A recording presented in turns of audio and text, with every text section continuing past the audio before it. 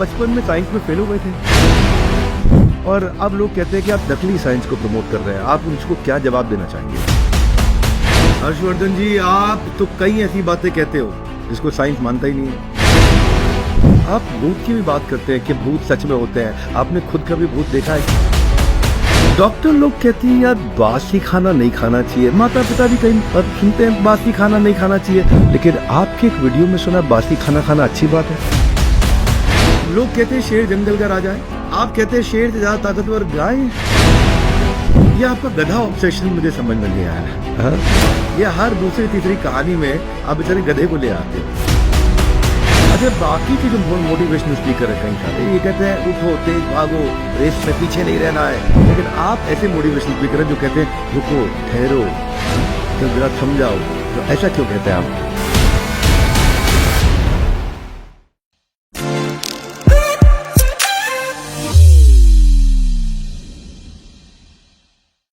बहुत सुना है आपने dialogue 70 minute 70 minute 70 minute 70 minute 70 minute. कब तक बोलूंगा 70? शाहरुख खान ने चक दे इंडिया में बोला 70 मिनट 70 मिनट है तुम्हारे पास। आज 70 मिनट का इंपॉर्टेंस नहीं, आज 20 मिनट कंपटीशन और टफ करने जा रहा हूं।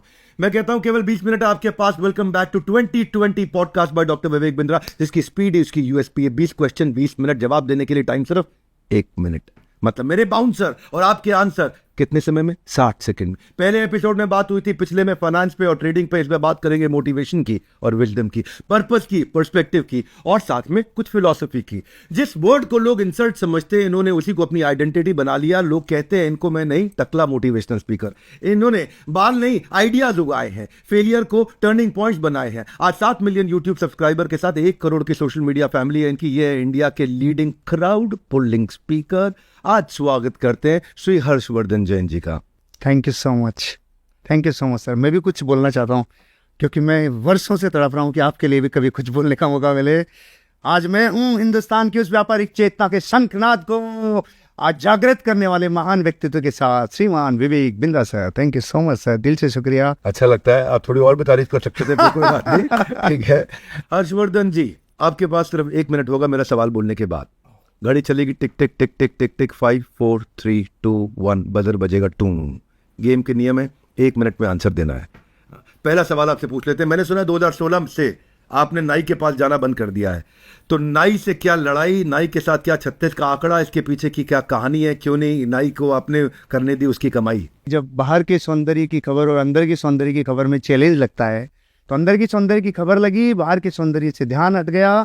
नाई के पास जाना इसलिए छूट गया क्योंकि 14 मार्च 2016 को बालों को हमेशा के लिए छोड़ दिया। छोड़ इसलिए दिया क्योंकि ये छोड़ने वाले थे। मैंने कहा जो मुझे छोड़े उसको मैं पहले छोड़ूंगा तो कॉलर थोड़ी ऊपर रहेगी। इसलिए सारा ध्यान और ऊर्जाएं खाते थे, छोड़ दिया। और उस दिन बालों के साथ साथ श्रृंगार भी छोड़ दिया। दिखते केवल बाल हैं लेकिन श्रृंगार भी पूरा छोड़ दिया। शरीर के ऊपर एक भी चीज नहीं लगाता जो श्रृंगार की हो। फिर भी मार्केट में 45 साल की कच्ची गली बन के घूम रहा हूँ, खाली इस वजह से क्योंकि अंदर की सौंदर्य की खबर मेरे गुरुओं की, मेरे माता पिता के आशीर्वाद से लग गई। इसलिए नाई के पास जाने का एक भी कारण नहीं बचा। तो जब एक भी नहीं बचा तो जरूरत ही नहीं रही। तो नो श्रृंगार, नो बाहर की तकलीफ, अंदर की ऊर्जा, अंदर का ध्यान और खुद के ध्यान की सारी सहूलियत। तो नाई के पास जाने का काम नहीं रहा सर। आप बचपन में साइंस में फेल हो गए थे? हाँ, ये तो बात सही है। और अब लोग कहते हैं कि आप स्यूडो साइंस को प्रमोट कर रहे हैं। सुनने में थोड़ा कठिन लगता है। जो ऐसे लोग बोलते हैं कि आप स्यूडो साइंस, नकली साइंस को प्रमोट कर रहे हैं, आप उनको क्या जवाब देना चाहेंगे? ओह माय गॉड सर, इसको कहते हैं बहुत सम्माननीय, बहुत शिष्टाचार युक्त बेइज्जती। बहुत जो साइंस में लोग कहते सर, साइंस तो खुद परछाई है बेचारी। आज साइंस इतनी है, कल साइंस इतनी होगी, और अतीत में साइंस इतनी थी। जब वो साइंस इतनी थी तो कहती थी ये स्यूडो साइंस है। जब आज इतनी है तो वो कहती है इतनी वाली साइंस स्यूडो है। मतलब उसको खुद को ही बेचारी को ये लगता है कि मेरे पास जीवन में आज जितने लेंसेज है जो देखने की कैपेसिटी रखते हैं वो इतना ही है। आज मेरे लिए वो शूडो है लेकिन कल मेरे लिए वो संभावनाएं होगी क्योंकि अपने आप को इवॉल्व कर रही है। 1808 में पहली बार किसी व्यक्ति ने साइंस के रूप में कहा परमाणु की संकल्पना है। 1911 में किसी ने कहा ओहो नाभिक भी है। लेकिन बुद्ध ने और महावीर ने आज से 2500 साल पहले कह दिया था ओ माय गॉड अंतिम छोर परमाणु है। और उसी परमाणु के बेस के ऊपर आज पूरी विज्ञान ने जो खोजा है वो तो साइंस ने, वो तो उस विज्ञान ने जो भीतर के विज्ञान से बहुत पहले खोज दिया था, बुद्ध और महावीर ने। हर्षवर्धन जी, आप तो कई ऐसी बातें कहते हो जिसको साइंस मानता ही नहीं है। आज आपने बता दिया साइंस लिमिटेड है, कल इतनी हो जाएगी, परसों इतनी हो जाएगी। आप भूत की भी बात करते हैं कि भूत सच में होते हैं। आपने खुद कभी भूत देखा है क्या? जो आप भूत के मतलब इस विषय पे मैं जानना चाहता हूँ। देखी तो मैंने हवा भी नहीं है सर, देखी तो मैंने हजारों चीजें नहीं है ऐसी, लेकिन कुछ चीजें देखने से और कुछ चीजें एहसासों से आती है और कुछ चीजें ज्ञान से आती है। अज्ञान को अभी मेरे लिए प्रश्न का आंसर देना इसलिए टफ है क्योंकि अगर मैंने बोला भूत है तो बहुत सारे लोग डर जाएंगे, बोला नहीं है तो अज्ञान और अंधेरे में रह जाएंगे। तो मैं बता देता हूँ, अकेले भूत नहीं है, भूत के साथ सात भाई और हैं, मतलब भूतों की पूरी कैटेगरी है। मतलब क्या, पहले मुझे बताना होगा, ये जीव अनादिकाल से मनुष्य, त्रियंश, देव और नारकी, ये चार गतियों में घूम रहा है। तीन को छोड़ देते हैं, देव पे आते हैं। देव चार प्रकार के पाए जाते हैं, वो है वैमानिक, वो है ज्योतिष, वो है भवनवासी और वो है वेंतर। तीन को छोड़ देते हैं। वेंतर ही है जो मनुष्य से कहीं ना कहीं कनेक्शन बना के रखते हैं। वेंतर के भी 8 प्रकार हैं। उन 8 प्रकार में से आप और हम सिर्फ भूत को ही जानते हैं, पिशाच को नहीं जानते, गंधर्व को नहीं जानते, यक्ष को नहीं जानते, किन्नर को नहीं जानते, मोहरक को नहीं जानते। ये सारे वो हैं जो उसी गति के, लेकिन ये 3 लोग के नाथ के खुद दरबारी हैं। अगर आपने इनकी श्रद्धा की तो दुखी करेंगे और भगवान की श्रद्धा की तो ये आपके साथ लग जाएंगे। डॉक्टर लोग कहते हैं यार बासी खाना नहीं खाना चाहिए, माता पिता भी कहीं सुनते हैं बासी खाना नहीं खाना चाहिए, और मैं खुद बासी खाने से दूर रहता हूँ। लेकिन आपके एक वीडियो में सुना बासी खाना खाना अच्छी बात है। हर चीज को जो साइंटिफिक थी उसे फिरोया गया है धार्मिकता में, उसे फिरो गया है परंपराओं में। तो जब भारत में आप बड़ा जंक्शन पॉइंट देखेंगे तो चैत्र माह की अष्टमी जो कृष्ण पक्ष की आती है, उस दिन से गर्मी अपनी तीव्रता पे आती है। उस दिन पित्त एक शरीर का सबसे ज्यादा तीव्र होता है। तो केवल उस एक दिन, जिसे भारत में शीतलाष्टमी के रूप में भी पूजा जाता है, क्योंकि धर्म के लिफाफे में परोसते हैं तो जल्दी समझ में आता है। शीतलाष्टमी मतलब आज के बाद भोजन को बहुत तीव्रता के साथ गर्म खाओगे तो अगले 2 महीने बहुत परेशानी होगी, पित्त बहुत ज्यादा होगा। ऐसे भारत में शरद पूर्णिमा है। जब शरद पूर्णिमा आ जाती है तो उसके बाद खीर नहीं खाना, उस दिन रात को खीर बन जाती है, चांद की रोशनी में खीर बन जाती है, पूरे गुण जाते हैं और फिर कहते हैं भैया अब एंट्री कर रहे हो सर्दी में। तो भारत के स्वास्थ्य को, धर्म को, इन सारी परंपराओं को एक जगह पिरो के ये बताया गया, ओ भैया जिससे समझो उससे सही, ये है धर्म का लिफाफा, ये है साइंस का लिफाफा, लेकिन है सब कुछ साइंटिफिक। तो उस दिन बासा खाना खाते हैं सर हम। किस दिन? एक दिन शीतलाष्टमी के दिन। बाबा बागेश्वर के बारे में बाकी दुनिया कहती है आप मोटिवेशनल स्पीकर है, वैसे एक आध जगह मैंने भी कहा है, लेकिन आप उनकी शक्तियों की बड़ी जमकर तारीफ करते हैं। ये आपका खुद का एक्सपीरियंस है, आप उनसे मिले हैं, उन्होंने आपका पर्चा निकाला है, या ये आपको खाली सोशल मीडिया का इन्फ्लुएंस है आप पे? नहीं, इन दोनों बातों से परे है। मैं बागेश्वर धाम सरकार की धीरेन्द्र शास्त्री जी के उन्हीं के नहीं, संसार में कितने ऐसे लोग जिन्होंने साधना की है, जिन्होंने तप किया है, और तप करने का रास्ता मुझे पता है। मेरे गुरुओं ने मुझे सिखाया कि जब ये साधना उत्कृष्ट लेवल पे पहुंचती है तो रिद्धियां सबने सुनी है, सिद्धियां सबने सुनी है, सुनी कि नहीं सुनी? उसी रिद्धि का अगर प्रकार जाएंगे, डीप साइंस में जाएंगे, तो ये 64 प्रकार की रिद्धियां होती है। उन 64 प्रकार की 8 कैटेगरीज हैं, जिसमें से बुद्धि की 18 कैटेगरीज है, जिसमें विक्रिया, जैसे गिरगिट रंग बदल लेता है ना, ये उसकी विक्रिया है। तो बुद्धि, फिर उसके बाद विक्रिया, फिर उसके बाद क्रिया, उसके बाद तप है, उसके बाद बल है, बल के बाद में रस है, क्षेत्र है, औषधि है। इन सब में 64 रिद्धियां पर्याप्त रूप से पाई जाती है। बागेश्वर सरकार या दुनिया में जो भी व्यक्ति, जो भी जीव साधना की तरफ जाता है और तप की तरफ जाता है, तो जैसे ही भीतर की तरफ जाना शुरू करता है तो कोई सी भी रिद्धि प्रकट हो सकती है।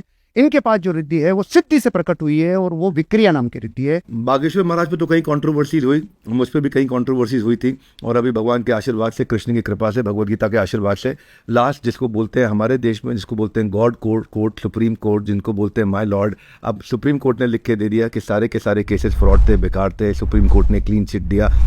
उसके साथ साथ हम देख रहे हैं कि जब समय खराब होता ही है कई बार, और अब अच्छा हो रहा है। तो हम देख रहे हैं रेवेन्यू डबल हो रहे हैं, मार्जिन्स डबल हो रहे हैं, लगातार ग्रोथ हो रही है, बहुत भयंकर। हमारा leadership funnel programme jam pack जा रहा है, एडवांस बुकिंग्स जा रही हैं।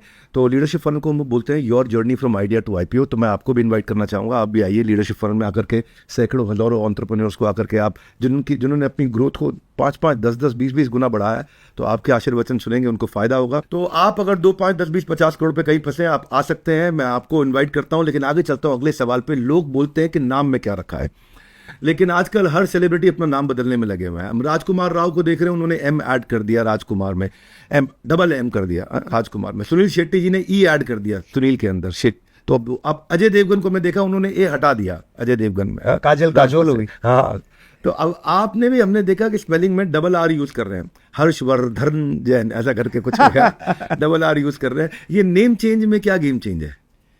सर, हर एक लेटर की फ्रिक्वेंसी है, हर यूनिवर्स में एक शब्द की फ्रिक्वेंसी है।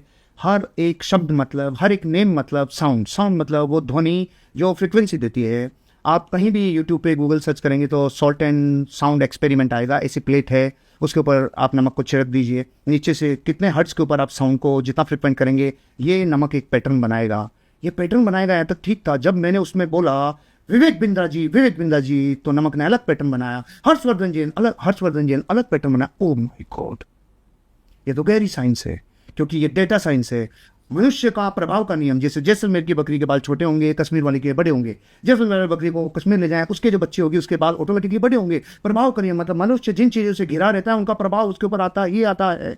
नेम से घिरा हुआ है, उसका इम्पैक्ट जरूर आएगा, तो उसकी जो फ्रिक्वेंसी फ्रिक्वेंट होगी यूनिवर्स में, उसकी वाइब जो जाएगी वो जरूर काम करेगी। इसलिए नेम आपका पॉजिटिव वाइब्रेशन के साथ अलाइन होगा तो यूनिवर्स आपको फेवर करेगा। ये आपका गधा ऑब्सेशन मुझे समझ में नहीं आया। हाँ? ये हर दूसरी तीसरी कहानी में आप बेचारे गधे को ले आते हो, और ये गधे से मतलब क्या दोस्ती क्या दुश्मनी जो आप गधे को लेकर के इतने उदाहरण सुनाते हो।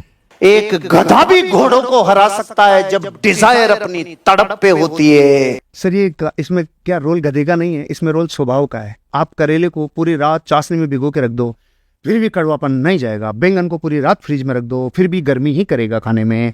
ऐसे गधे के साथ मैंने प्रयोग बचपन में कर लिए। मेरे दादाजी, मेरे पिताजी सब लोग कहते थे गधे को घी पिलाएं तो उसको लगता है कि आंख फोड़ रहा है। तो मैंने देखा एक बार प्रैक्टिकल करके देखते हैं। मैंने चम्मच ली, उसमें घी रखा, वहां गधा था, मैं उसकी तरफ यूं गया। अब मैं क्या यूं ही जा सकता था ना इसी पोज में, यूं तो जा नहीं सकता था क्योंकि घी गिर जाएगा। यूं गया तो गधा भाग गया। उसको दरअसल इस पोज में इसमें लगी रहता कि वो आंख फोड़ रहा है, वो भाग लिया। मतलब उसके जीवन में बेचारे को मेहनत बहुत लिखी है, लेकिन वो जो जिस एंगल से देखता है, जिस नजरिए से देखता है, मैं उस अपेक्षा से कहता हूँ, उस कॉन्टेक्ट से कहता हूँ। बाकी तो कितना गहरा जीव है बेचारा, सबसे ज्यादा मेहनत करता है, तो वो उस कॉन्टेक्ट से आ जाता है, उस परिप्रेक्ष्य में बोल देता हूँ। बाकी तो ठीक है। अच्छा, जावेद अख्तर साहब कहते हैं कि नेचर में इनजस्टिस है। भगवान ने शेर बनाया तो बकरी को खाएगा ही खाएगा। Nature has no justice. एक शेर हिरण को खा जाता है। आपके हिसाब से ये प्रकृति, ये नेचर क्या है? आपके हिसाब से आप जस्टिस को कैसे देखते हैं, न्याय को कैसे देखते हैं? अगर पहला घड़ा ही उल्टा रख दिया तो उसके ऊपर कितने घड़े रख लो, सीधा रख ही नहीं पाएंगे। प्रश्न ही गलत हो गया तो आंसर उसका गलत ही होगा। प्रश्न इसलिए गलत है क्योंकि इनजस्टिस नहीं है। परमात्मा ने जिस भव के, जिस कर्म के उदय में शेर को शेर बनाया, जितनी हिंसा करने का भाव जीवन में आया, उसका जीवन जीने के लिए वो जानवर को खा रहा है। लेकिन एक मनुष्य खुद अपनी लालसा को पूरी करने के लिए, अपने स्वाद को पूरी करने के लिए, अपनी इंद्रियों की गुलामी पूरी करने के लिए उससे अपने को कंपैरिजन कर रहा है। अरे उसके दांत ऐसे हैं जो उसे खाएगा, उसका जीवन चलाने के लिए उसको खाएगा, लेकिन वो गरम मसाला लगा के थोड़ी खा रहा है, उसको फ्राई करके थोड़ी खा रहा है, उसके साथ टेस्ट करके थोड़ी खा रहा है, उसके अलग अलग नाम देके थोड़ी, वो जीने के लिए खा रहा है। लेकिन मनुष्य उसको खाते हुए देखते खुद का गोला, खुद का स्वाद सीखने के लिए वो भी तो खा रहा है। ये अन्याय है। प्रकृति में कभी भी अन्याय है ही नहीं, लेकिन इंसान उसे मैनिपुलेट करता है अपने फेवर में करने के लिए। तेरे दांत ऐसे नहीं है, तेरी आंत ऐसी नहीं है, तेरी बॉडी का फिजिक ऐसा नहीं है, प्रकृति ने तुझे ऐसा बनाया नहीं, तो कौन से उदाहरणों से अपने जीवन को चलाने की कोशिश करता है? भैया, खुद के फेवर में तर्क देना कुतर्क कहलाता है। लोग कहते हैं शेर जंगल का राजा है और सबसे ताकतवर जानवर है। आप कहते हैं शेर से ज्यादा ताकतवर गाय है, तो ये जरा समझाइए। ये हमने कहीं सुना है कि आप कह रहे हैं शेर से ज्यादा ताकतवर गाय है। प्रकृति की सबसे बड़ी पावर है सर, सबमिशन। एक गाय थी, रोज अपने मालिक को यहाँ से उसको छोड़ के आता था, चरने जाती थी। एक दिन पगडंडी भटक गई। भटकने के बाद डर लग गया क्योंकि अब तो जीवन खतरे में है। जैसे ही देखा शेर की आवाज है, पूरे जान लगा के, पूरी ताकत लगा के दौड़ी और कहीं पानी सा दिखा, उसमें कूद गई। निकला वो दलदल में नीचे जाने लग गई। अचानक बहुत ज्यादा तेज दर्द हुआ। क्यों? क्योंकि अब शेर आ रहा था, वो उससे डबल वजन का था, इसलिए डबल ताकत से गया। वो भी पाँव में जाम हो गया। अब दोनों सेट हो गए दलदल में, ना वो हिल सकता ना वो हिल सकती। जीव की जीव में आया, गाय की जीव में जीव आया। उसने देखा हुआ, उसने प्यार से पूछा, ए भैया तेरा कोई मालिक है? उसने कहा, मेरा कौन मालिक है? मैं बापू, आई एम बापू जंगल का। बस तू आज मरेगा क्योंकि तेरा कोई मालिक नहीं है। मेरा मालिक मुझे बचाने जरूर आएगा क्योंकि उसे पता चलेगा कि गाय लेट हो गई। मेरा मालिक है इसलिए मैं आज बचूंगी, तुझे कोई बचा नहीं पाएगा क्योंकि तेरा मालिक नहीं है। जिसका पुल अपने गुरु, अपने मालिक और अपने समर्पण पे होगा तो फंसाने वाला कोई मिलेगा तो 3 लोग का नाथ बचाने वाला भी कोई गुरु आपको देगा। ये नियम है प्रकृति। कभी तो देखो सर, मेरा मन कर रहा है अभी 1 मिनट वाले में जो होगा वो देखा जाएगा। मतलब आपने कहा कि देखो सर, हमने कुछ चीजें कंट्रोवर्सी हुई, कुछ ये हुआ, कुछ हुआ। प्रकृति अगर कोई फंसाने वाला देती है तो ध्यान रखना सर, उस दुर्योधन का जन्म हो रहा था लेकिन युधिष्ठिर को पहले जन्म लेना पड़ा। जितने अपयश कर्म की प्रकृति आपकी थी उतना ही लेना था। उसके बाद जब यश कर्म की प्रकृति उठती है तो पूरे सोर्सेज आपके साथ लग गए कायनात में वापस आपको निकाल के लिए। ये इंटेंशन, चीजें, अनंत काल के कर्मों के, ये सारी चीजें, इसलिए ये तो होना ही था। मैं तो उस वक्त जब आपके जीवन में ये घट रहा था उस टाइम मेरा आंसू आए थे मेरे। मैंने कहा इसी महान प्रज्ञा के लिए जिस इंसान ने भी षड्यंत्र रचा होगा, कोई बात नहीं, पूर्व भव के कर्म में हुआ होगा, लेकिन ये वैसा बाउंस बैक करेंगे जिससे करोड़ों लोगों को बाउंस बैक करें। मेरे अभी भी काची आ गई। आपके लिए। वाह, जय हो, थैंक यू। उत्साह बढ़ाने के लिए हर्षवर्धन जी, बहुत अच्छा, बहुत अच्छा। हंसना जरूरी है हर्षवर्धन जी, ये सब जानते हैं, लेकिन मैं आपसे जानना चाहता हूँ क्या रोना भी जरूरी है, और अगर जरूरी है तो कितना जरूरी है? दोनों डीप इमोशन है सर, हंसना और रोना डीप इमोशन है। और ये मनुष्य जब जब डीप इमोशन को बैलेंस नहीं कर पाता तो बहुत ज्यादा डिस्टर्ब होता है। ये वैसे ही है जैसे कमरे में चूहा मर गया, अब अपने को बदबू आ रही है और चूहा निकाल नहीं पा रहे हैं, तो अपन या तो रूम परफ्यूम छिड़क रहे हैं या कोई ऐसी चीज छिड़क रहे हैं जिससे वो बदबू जाएगी। वो हो ही नहीं सकता, जब तक चूहा हटेगा नहीं तब तक जीवन में कोई उपाय नहीं है। चूहा हटाना तो कुछ देर बदबू आएगी लेकिन चली जाएगा। इसका एग्जाम्पल मेरे गुरुजी कहते हैं, ए बेटा, चाहे निशान छूट जाए लेकिन दर्द पूरा जाना चाहिए। आपके जीवन में निशान रह जाए उस रोने के कि लोग क्या कहेंगे, लोग क्या कहेंगे, मर्द का बच्चा हो गया रोता है, ए कैसे करता है, ए ऐसे करता है। अरे चाहे निशान रह जाए, दर्द तेरा अंदर जाना चाहिए। जब जब जिस इमोशन के साथ तू बह रहा है, मैं तो एक मूवी में कोई सीन देखता हूँ और आंसू आते हैं तो रुकते नहीं है, तो अपन रो लेते हैं सर। हंसने वाली बारी आती है तो रुकते नहीं है, क्योंकि ये वेग हैं बॉडी के, वेगों के साथ खिलवाड़ किया तो वेग आपको नुकसान पहुंचाएंगे। हंसना वेग है, मूत्र वेग है, रोना वेग है, वीर्य वेग है। इन वेगों को रोकना नहीं, इन्हें समझना, इन्हें जानना, तो ये ऑटोमेटिकली आपके फेवर में आ जाते हैं। हर्षवर्धन जी, ऐसे तो आप साधु संतों वाली बात आपने बहुत करी। कुछ लोग कहते हैं पैसा है तो सब है वरना कुछ नहीं है, लेकिन और भी फिलोसफी है, कुछ कहते हैं पैसा तो बस कागज का टुकड़ा है। हर्षवर्धन जी के लिए पैसा क्या है? मैं ऐसा मानता हूँ कि हे प्रभु, आपकी वजह से मैं ईमानदार हूँ। लेकिन मैं रास्ते से जा रहा था, 500 का नोट पड़ा हुआ था, मैंने कहा नहीं भैया, दूसरे की संपत्ति नहीं उठाऊंगा। मैं चला गया, लेकिन मेरे बाद एक केस आदमी आया जो अभी अभी उसको मर्डर करने के लिए चाकू चाहिए था। 500 का नोट दिख गया, 500 का नोट खरीदा, चाकू लिया, मर्डर किया। हे प्रभु, ये क्या हुआ? अगर इस विश्व में विश्व की सबसे बड़ी एनर्जी, उनमें से एक मनी, अगर वो गलत हाथों में गई तो पूरी प्रकृति का और मनुष्यता का नुकसान होगा। इसलिए मेरा विश्वास ये है कि इस विश्व के हर एक अच्छे इंसान के पास फाइनेंशियल अबंडेंस रहनी चाहिए, नहीं तो दुर्योधन के पास जाएगी तो पूरे आर्यवर्त को नुकसान पहुंचाएगा। इसलिए महान अबंडेंस अच्छे लोगों के पास होगी। अगर एक डॉक्टर जो अच्छा है लेकिन डॉक्टरी छोड़ रहा है, अब साधना कर रहा है, हे भैया हॉस्पिटल खोल, ताकि कुछ लोग जो बुरे डॉक्टर के पास जाने वाले थे वो अच्छे के पास ही रहे। आपके जीवन में जितनी अच्छाई है उसके पास अबंडेंस रहेगी, उतना मनुष्यता के लिए ज्यादा फेवरेबल रहेगा। इसलिए धन दौलत अच्छों के पास रहनी चाहिए। तो दो बातें, अच्छाई जरूरी, धन दौलत साथ में जरूरी।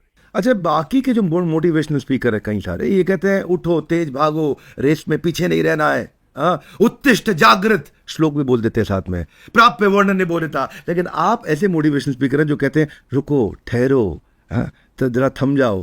तो ऐसा क्यों कहते हैं आप? इसकी क्या फिलॉसफी है? एक महिला थी सर, शादी हो गई थी, 5 साल हुए, बच्चा नहीं हो रहा था। तो जब बच्चा नहीं हो रहा था तो भारत में आदमी क्या डॉक्टर के पास, बाद में पहले पंडित जी के पास जाता है, पंडित जी बच्चा नहीं हो रहा, पंडित जी ने कहा कोई बात नहीं बेटा, घबराए मत, मैं बद्रीनाथ जा रहा हूँ, तेरे नाम का दिया जला दूंगा। वो गए, 10 साल तक भूल गए वो कि भाई महिला क्या हुआ क्या नहीं हुआ। 10 साल बाद जब वापस उस गाँव में आए, उस महिला के घर के आंगन के बाहर देखा तो 10 बच्चे खेल रहे थे। पंडित जी खुश हो गए, वाह 10 बच्चे, माय गॉड। उसने जोर से आवाज दी, अजी सुनो इनके पापा कहाँ हैं? तो बाहर से उसने जोर से आवाज दी, अजी सुनो वो गए बद्रीनाथ दिया बुझाने। मतलब कभी कभी आपको अपने जीवन में जब बहुत तेज दौड़ रहे हो तो ध्यान रखना, अगर पोज नहीं लिया तो गलतियां होने की संभावना है, अन्याय, अनीति और अभक्ष होने की संभावना है। इसलिए बहुत तीव्रता से ग्रो कर रहे हो तब भी पोज लो, और कुछ ऐसा हो रहा है जो जीवन में अनफेवरेबल घट रहा है तब भी पोज लो। पोज मतलब ऐसे ही है जिसे शेर अपने जीवन में आगे छलांग लगाने से पहले 2 कदम पीछे जाता है। This is pose. पोज मतलब ध्यान, पोज मतलब कोर, पोज मतलब अपने आप को कनेक्ट करना यूनिवर्स के साथ और फिर जंप मारना। जैसे हर पॉलिटिशियन, हर हीरो पोज लेने तो जाते हैं विपස්සना में। हर्ष जी, कुछ लोग कहते हैं कि जो भी करोगे इसी जन्म में भर लोगे। आपने अभी बताया गहना ही कर्मणो गति, मैंने श्लोक सुना है भगवद गीता में, आप उसी को समझा रहे थे एक तरह से, पूर्व कर्मों की आपने बात भी करी। तो आपका कहना है कि पिछले जन्मों का भी कर्म होता है, नियति बनाती है उसको। तो कर्मा फिलॉसफी में आप बहुत बिलीव करते हैं। आप कौन सी साइड हैं कि जो होना है यही होना है, सब यही भोग के जाना है, या ये चलता चलेगा? एक आदमी ने 1 मर्डर किया, एक आदमी ने 1 लाख मर्डर किए, दोनों की सजा अगर एक ही होगी फांसी, तो ये तो अन्याय है प्रकृति में। यह अन्याय नहीं हो सकता। एक मर्डर करने वाले की सजा अलग जगह पे है जो यहाँ हो सकती है, लेकिन जिसने 1 लाख लोगों को मारा है उसकी व्यवस्था यहाँ नहीं है, उसकी व्यवस्था थोड़ी और जगह होगी। जिसने थोड़ा पुण्य किया उसके लिए नॉर्मल है, लेकिन जिसने पुण्य इतना किया उसका व्हाइट हाउस से भी बड़ा पुण्य होगा, उसके लिए स्वर्ग जैसी दूसरी व्यवस्था है। मतलब अगर मैं बीजों की दुकान पे गया और मैंने वहां पे खीरे के, टमाटर के, पपीता के, राम के बीज लिए और जाके अब जमीन पे फेंका, तो सब बीजों के उगने का समय अलग अलग होगा। मुझे 50-60 दिन में मिल जाएगा खीरा, मुझे 85 दिन में मिल जाएगा टमाटर, मुझे 6 महीने से 11 महीने मिल जाएगी पपीता, लेकिन मुझे 8 साल लगेगी आम के लिए। मतलब कर्म कौन से बांधे थे? प्रकृति, प्रदेश कितनी मात्रा में बांधे थे, स्थिति, जिस समय कर्म बना उसी टाइम एग्रीमेंट हो जाता है कितने समय बाद फल देगा। और वो किस पे डिपेंड करता है? अनुभाग, प्रकृति, प्रदेश, स्थिति, अनुभाग। अनुभाग मतलब रस, रस कितना लिया है उस अनुपात में तुझे पाप बनेगा, उस अनुपात में तुझे पुण्य बनेगा, और वही तय करेगा कितनी जल्दी उदय में आएगा। प्रकृति, प्रदेश, स्थिति, अनुभाग। अब आपसे बहुत लर्निंग करने को मिल रहा है, बहुत सीखने को मिल रहा है। चलिए आपसे सवाल पूछ लेते हैं कि लर्निंग करने का आपके लिए सबसे अच्छा तरीका क्या है? सर स्कूल में भी सीखा तो स्कॉलास्टिक लर्निंग हुई, फाइनेंस को सीखा तो फाइनेंशियल लर्निंग हुई, जब प्रोफेशन से सीखा तो प्रोफेशनल लर्निंग हुई। मेरे जीवन में सबसे ज़्यादा काम में आई एक्सपीरियंस लर्निंग। एक अंधा आदमी था, बड़ी एमएनसी में जॉब करता था। बड़ी एमएनसी में जॉब करते उसको 2 व्यवस्थाएं करनी होती थी। जब भी नई ट्रे ओपन करनी होती थी तो कंपनी उसे बेचती थी। उसे होटल में रहने की व्यवस्था और खाने की व्यवस्था करनी थी। होटल की कर ली थी, खाने के लिए गया, रेस्टोरेंट पे गया, जाते ही वेटर ने पूछा yes sir what can I do for you. अरे मैं स्पेशल केस है, तो मैनेजर को बोला। मैनेजर आते बोला यस सर मैं क्या कर सकता हूँ, मैं अंधा है, मैं ऑर्डर करेगा तो मेनू देख नहीं पाएगा, तू डेली 2-3 चम्मच सब्जियों में डुबाएगा, मुझे लगे सूंघाएगा। उसने कहा अच्छा ये करना होगा। वो गया, 3 चम्मच सूंघाई, 1 दिन 2 दिन वो सूंघ के ऑर्डर करता। अचानक उसने कहा यार ये गड़बड़ है, ये ईगो हर्ट कर देता है, इतना एक्यूरेसी तो गूगल की भी नहीं है, कैसे करता है, अब मैं इसकी परीक्षा लूंगा। तो उसने अपनी पत्नी वहीं जॉब करती थी। मैनेजर ने कहा सुन 2 चम्मच सब्जी में 1 चम्मच तेरे लिपस्टिक में डुबो के दे, आज पता चल जाएगा। गया, सूंघाया, सूंघते खड़ा हो गया। ओ माय गॉड, मेरी बचपन की क्लासमेट रोशनी इधर ही काम करती है। ओ माय गॉड, इसका मतलब धरती पे एक्सपीरियंस लर्निंग से बड़ी लर्निंग कुछ है नहीं सर, क्योंकि अक्ल बादाम खाने से नहीं बच्छेड़ खाने से आती है। अच्छा, आपने बोला कि वेग जो होते हैं इनको अपने सहयोग के लिए इस्तेमाल करना चाहिए, अपने लक्ष्य के लिए इस्तेमाल करना चाहिए। वेगों को रोकने के बजाय इनको अपने साथ ले लेना चाहिए। लेकिन गुस्सा भी एक, क्रोध भी एक वेग है। तो क्रोधात् भवति सम्मोहा, भगवद गीता में इस पर चर्चा हुई है। कई लोग कहते हैं एंगर को रिलीज कर दो, कई लोग कहते हैं इमोशन को दबाने से जहर बन जाएगा। स्मैश थेरेपी आ गई है, रेज रूम आ गए हैं, स्लैप थेरेपी आ गई है, गुस्सा निकाल दो खत्म हो जाएगा। कई लोग कहते हैं नहीं गुस्से को पी जाओ तो ज़्यादा अच्छा रहेगा। आपके हिसाब से क्रोध को निकालना ठीक है या निगलना ठीक है? निकालने में भी फंसेंगे, निगलने में भी फंसेंगे। तीसरी फिलोसॉफी क्या है? जानना, निकालना नहीं, निगलना नहीं, जानना, होश में जानना, उसके साथ कनेक्ट होना। एग्जाम्पल, योग के पतंजलि ने इन्हें चित्त की अवस्थाएं कही है, महावीर ने इन्हें लेशाएं कही हैं। ये मन की चित्त की अवस्थाएं हैं। अगर एक बार जान ली तो उस समय होश में रह पाओगे, जब क्रोध आएगा उस समय जान पाओगे क्या स्थितियां हैं। कृष्ण नील कापोत पीत पद्म शुक्ल, इसको रंगों से मतलब है। काली नीली कबूतरी, पीत पीली उजली और श्वेत। 6 दोस्त जा रहे थे, जंगल में जा रहे थे। छवों को भूख लगी। छवों ने कहा अरे भोजन चाहिए। तो सबसे पहले दोस्त ने कहा अरे ला आम का पेड़ है, खुलाड़ी ला, अभी गिराता हूँ। दूसरे ने कहा अरे पूरा पेड़ गिराने की जरूरत नहीं है, डाले काट ले। ओके। तीसरे ने कहा अरे पूरे डाले काटने की क्या जरूरत है, आम ही तो चाहिए, छोटी छोटी टहनियां काट लो। चौथे ने कहा अरे टहनियां भी काटने की क्या जरूरत है, सीधा गुच्छे काट लो। 5वें ने कहा अरे गुच्छे पूरे में कच्चे भी आएंगे, तू कच्चे क्यों कर रहा है, पके तोड़ ले। और 6ठे ने कहा अरे सुन ये पड़े, ये खा लो। अरे नीचे देखो रे वो मूर्खो, ये देखो। जब आप अपने जीवन में अपनी लेशाओं को देखते हैं, अपने चित्त की अवस्थाओं को देखते हैं कि कोई भी इमोशन 48 मिनट से ज़्यादा तकलीफ दे नहीं सकता, चेंज हो जाती है प्रकृति, तो कृष्ण लेशा से पीत होते हुए पद्म होते हुए शुक्ल तक भी आने में ज़्यादा समय नहीं लगेगा, चीज़ें बदल जाएगी। तो एंगर के अलावा स्ट्रेस भी बहुत है आजकल लोगों में। इस समय स्ट्रेस जिंदगी का एक हिस्सा बन गया है। रिलेशनशिप में भी स्ट्रेस है। अब ब्रेकअप हो गया तो स्ट्रेस है, ब्रेकअप के बाद पैचअप हो गया तो स्ट्रेस है, डिवोर्स हो गया तो स्ट्रेस है, डिवोर्स नहीं हुआ तो भी स्ट्रेस है। बड़ा स्ट्रेस में रह रहा हूँ भैया। जॉब में है तो स्ट्रेस है, जॉब नहीं मिली तो स्ट्रेस है, मोटे हो गए तो स्ट्रेस है, ज़्यादा पतले हो गए तो स्ट्रेस है। लाइफ के हर सिचुएशन में इतना स्ट्रेस है। तो अब इस स्ट्रेस से अगर बचना हो तो उसको क्या करें? इसको भी खाली जाने या इसके लिए कोई और आपका फॉर्मूला है? जब से मनुष्यता का इतिहास लिखा हुआ है ना सर, तब से लेके आज तक स्ट्रेस का कारण के ऊपर कोई जाए तो रूट्स पता चल जाए तो फ्रूट्स बदल जाएंगे। कारण क्या है? मैं जो लाइन बोल रहा हूं सारे लोग ध्यान से सुनिएगा भैया। इस विश्व में समस्त मनुष्यता की स्ट्रेस का कारण सबसे बड़ा यह है, जो काम जब हो जाना चाहिए था तब नहीं हुआ, जो काम जब हो जाना चाहिए था तब नहीं हुआ, इसलिए सारे कांड हो रहे हैं। रिलेशनशिप इसलिए बिगड़ी, तूने टाइम पे ध्यान नहीं दिया भैया। मोटा इसलिए हो गया क्योंकि तूने टाइम पे ध्यान नहीं दिया भैया। पतला इसलिए हो गया तूने शरीर का टाइम पे ध्यान नहीं दिया। ब्रेकअप इसलिए हो गया तूने वैल्यूज के ऊपर ध्यान नहीं दिया। तूने love is a giving emotion, तूने सोचा love is a receiving emotion. संसार में समस्त दुखों और स्ट्रेस से रिलेटेड जो काम तब हो जाना चाहिए था तब हो जाना चाहिए था। मेरे गुरु कहते हैं 10 साल के हो जाओ माँ की अंगुली पकड़ के चलना छोड़ दो, 20 साल के हो जाओ खिलौने से खेलना छोड़ दो, 30 साल के हो जाओ रात को खाना खाना छोड़ दो, 40 साल के हो जाओ आंखों को इधर उधर मटकाना छोड़ दो, 50 साल के हो जाओ व्यापार करना छोड़ दो, 60 साल के हो जाओ होटल में जाना छोड़ दो, 70 साल के हो जाओ बिस्तर छोड़ दो, 80 साल के हो जाओ लस्सी पीना छोड़ दो, 90 साल के हो जाओ रोज जीने की आशा छोड़ दो, 100 साल के हो जाओ तो ये दुनिया ही छोड़ दो। मतलब जो काम जब हो जाना चाहिए था तब नहीं हुआ तो स्ट्रेस हो। अच्छा, एक बात बताइए हर्षवर्धन जी, एक कॉमन सेइंग है, आपसे पूछते हैं इस बारे में, तेरी किस्मत में नहीं लिखा है। एक कॉमन सेइंग है, ये भाग्य का मारा है। या सफलता की लकीरें है ही नहीं बेचारे के हाथ में ही, सफलता की लकीरें माथे पे है ही नहीं लकीरें। अच्छा, ये किस्मत का धनी है भाई, किस्मत का धनी है, उसकी तो किस्मत ही फूटी है। इस प्रकार के बहुत स्टेटमेंट सुनते हैं। जिंदगी में लक का कितना रोल है, हार्डवर्क का कितना रोल है, क्या हार्डवर्क से लक को बदला जा सकता है? ओह डेफिनेटली सर, दोनों गुथे हुए हैं, दोनों जैसे छोटी गुत्ती है ना, ऐसे गुथे हुए हैं। जब तक हमें अपने जीवन में सिर्फ प्रेजेंट को रखेंगे और दोनों काल को छोड़ देंगे, फ्यूचर को छोड़ देंगे, पास्ट को छोड़ देंगे, हम नई सही डिसीजन पर नहीं पहुंच पाएंगे। क्योंकि सच को जब भी टुकड़ों में देखा जाएगा नतीजे तक नहीं पहुंच पाएंगे। हमें नतीजे तक पहुंचने के तीनों को साथ लेना पड़ेगा। आज अगर किसी का वर्तमान बुरा है, मतलब पूर्व के कर्मों का वर्तमान में उदय है, लेकिन भविष्य भी बाकी है। तेरा वर्तमान की पोटली खाली हो रही है और वर्तमान में जो पोटली बनेगी वो तेरा भविष्य बनाएगी। दिस इज पुरुषार्थ। वर्तमान का पुरुषार्थ तेरी डेस्टिनी को बदल देगा। इसलिए पूरे विश्व में रूट कोज तो कहा गया है। मैं आपसे भी पूछता हूं, जैसी मति वैसी गति या जैसी गति वैसी मति? पूरी दुनिया कहती है जैसी मति वैसी गति। नहीं, जैसी गति वैसी मति। गति होनी थी रावण की नरक, इसलिए बुद्धि उधर ही चली। दुर्योधन की गति बिगड़नी थी, सारा जानता था ये गलत है, लेकिन जानने के बाद भी अप्लाई नहीं किया। जैसी गति वैसी मति, पुरुषार्थ हो तो जीवन बदला जा सकता है। श्री श्री रविशंकर जी, मेरी अभी उनसे मुलाकात भी है कुछ दिनों में दोबारा।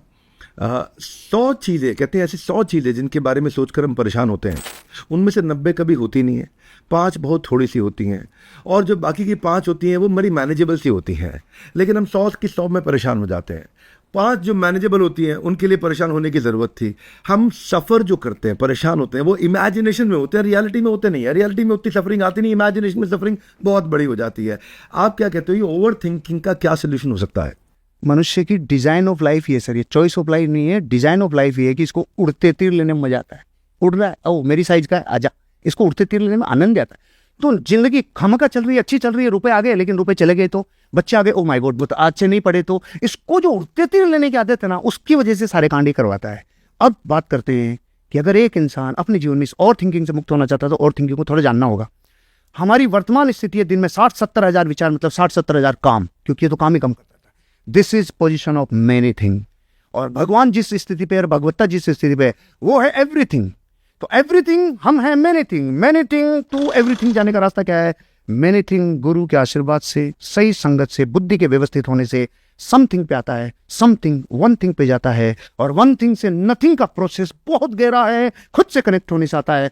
और नथिंग टू एवरीथिंग की पोजीशन है, एवरीथिंग कम्स फ्रॉम नथिंग। विश्व का समस्त ज्ञान शून्य से आएगा, निर्विकल्पता से आएगा, निर्विचार से आएगा। नथिंग तक पहुंचने के लिए ये प्रोसेस गुजरना। अच्छा हर्ष जी, महाभारत की युद्ध से पहले एक तैयारी थी, लेकिन अर्जुन उस समय कंफ्यूजन में थे, तैयारी नहीं कर पा रहे थे। कृष्ण का सहयोग मिला उनको। समुद्र पार करने से पहले हनुमान जी को भी एक तैयारी करनी थी, उनको भी जामवंत का सहयोग मिला, वो भी तैयारी कर पाए। बड़े एम के लिए मुझे, अगर मेरे आसपास कोई नहीं है और मुझे खुद को प्रिपेयर करना है एक बड़े महान लक्ष्य के लिए, मेंटली प्रिपेयर करना है, तो मैं क्या तैयारी करूं, कैसे तैयारी करूं? जैसे हस्तिनापुर में इस विश्व का सबसे बड़ा पाप सहन करके द्रौपदी अपने कक्ष में आ गई और इंद्रप्रस्थ में आके गेट बंद कर लिया, और भीम से नहीं खुला, तो उसने कहा अब ये गेट किसी भी बल से नहीं खुल पाएगा, इसे गोविंद खोल पाएंगे। गोविंद आए, आते ही बोला द्रौपदी से, हे सखी, दुर्योधन को क्षमा कर दो। और भाई आज की औरत होती तो कहती दुर्योधन बाद में, पहले आप, आपका कल्याण करना है मुझे। क्या बकवास कर रहे हो, इतिहास का सबसे बड़ा पाप, और आप कह रहे हो कि दुर्योधन को क्षमा कर दो।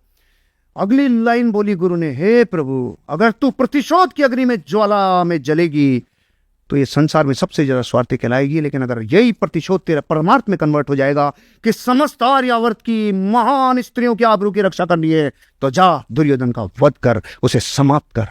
प्रतिशोध अलग स्थिति थी, मन स्थिति, और परमार्थ अलग स्थिति। जिस दिन किसी मनुष्य का काम स्वार्थ पे रहा, बदल जाएगा। जब खुद की नजरों में रहा, फैल जाएगा। लेकिन जैसे परमार्थ बना कि मेरा काम मनुष्यता को यूजफुल बनाने के लिए है, अब वो आदमी कभी डरेगा नहीं, कभी रुकेगा नहीं, कभी अर्जुन घबराएगा नहीं। वो उस time short term memory loss Ghajini इसीलिए हो गया क्योंकि उसको लग रहा था अरे मेरे चाचा ताऊ, वो ये भूल गया। इन्हीं की वजह से पूरा आर्यवर्त डिस्टर्ब है भाई। ये जो उधर खड़े हो गए उस आर्यवर्त को, अब तेरा महान लक्ष्य सर सिंपल इज डेट, अगर मनुष्यता को आपका काम फायदा दे रहा है, फिर विश्व की सारी ताकतें आपके साथ लग जाती है। इसलिए आप फ्री हो पाए, क्योंकि इंटेंशन और आपका काम इस देश में व्यापार की जो क्रांति जगाई है, जो एक इंसान को होप दिखाई है, उसने आपका, प्रकृति ने आपको वापस उठा दिया।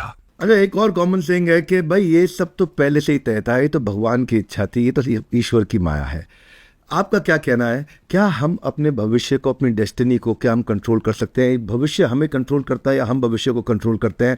डेस्टिनी हमें कंट्रोल करता है या हम डेस्टिनी को कंट्रोल करते हैं? हम लाइफ को रन करते हैं या लाइफ हमको रन करती है? नाविक नाव को चलाता है या नाव नाविक को चलाती है, इस बात पे तय करता है कि अगर नाविक जाग रहा है तो नाव चलेगी नाविक के हिसाब से, और अगर वो सो गया सांड की तरह तो अब नाविक चलेगा नाव के हिसाब से। Simple is that. अगर जीवन में कोई कार्य होना है तो ये तो नक्की है कि 5 समवाय मिलेगी तब काम होगा।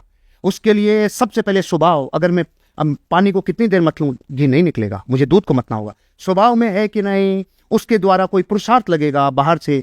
पहले स्वभाव है, फिर पुरुषार्थ है, फिर कालब्धि है कि हर आम पकने का टाइम अपना अपना है, जबकि साथ में पौधा एक साथ आया था लेकिन पकने का, दिस इज कालब्धि। कि सचिन का 1.5 साल तक शतक नहीं बनेगा, संवाद तो नहीं बनेगा, चाहे महान शतक खिलाड़ी हो, कालब्धि पकेगी तब होगा। होनहार का मतलब है कि भगवान के ज्ञान में झलकी कि नहीं झलकी। और अंतिम 5वां है निमित्त।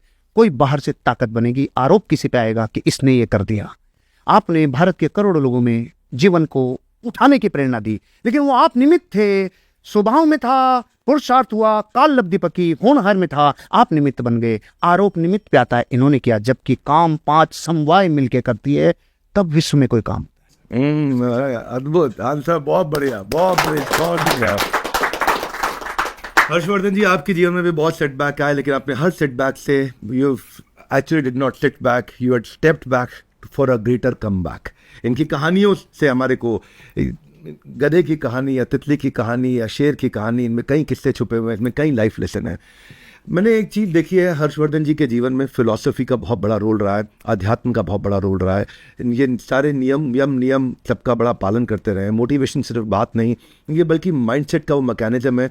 फिलॉसफी सिर्फ किताबों में नहीं, ये बल्कि वो प्रैक्टिकल पावर है जो हर्षवर्धन जी ने जी है। हर्षवर्धन जी, आपका यहाँ आने के लिए, हमको एक वेकअप कॉल देने के लिए आपका धन्यवाद। और हमारे सारे के सारे व्यूअर्स, वर्ल्ड के number 1 on most subscribed entrepreneur YouTube channel को सब्सक्राइब करने और करवा लेने के लिए आप सबका भी हृदय की गहराई से प्रेम पूर्वक हाथ जोड़ के बहुत बहुत धन्यवाद। हर्षवर्धन जी, विशेष धन्यवाद। थैंक यू सो मच, दिल से शुक्रिया, थैंक यू।